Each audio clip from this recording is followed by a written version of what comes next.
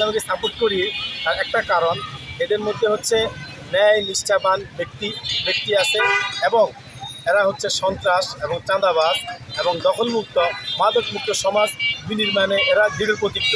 এই জন্যই মূলত আমরা দাঁড়িপাল্লায় কাজ করি। তো আসলে মাশাআল্লাহ আমরা ভালোই আশ্বাস পাচ্ছি যে আমাদের নারী পুরুষ সবাই মিলে এবার চাচ্ছে যে একটাই কথা, আমরা লাঙ্গল দেখেছি, ধানের শীষ দেখেছি, নৌকাও দেখেছি, এবার আমরা দাঁড়িপাল্লা দেখবো।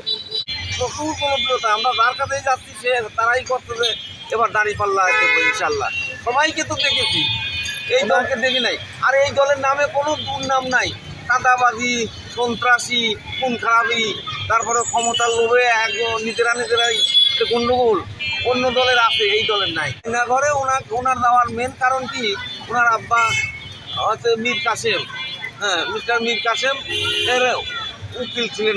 উনি তো ব্যারিস্টার মানুষ, উনি উকিল ছিলেন, এই জন্যেই তাকে ধরে আয়নাঘরে নেওয়া হয়েছে। আয়নাঘরে দীর্ঘ 8 বছর তাকে রাখা হয়েছে।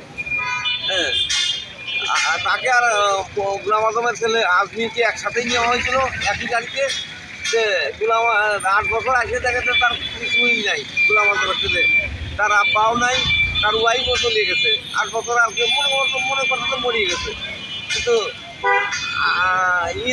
এই আরমান ভাইয়ের ওয়াইফ আছে, তার ছোটো সন্তান ছিল, মেয়ে ছিল, সন্তান আছে।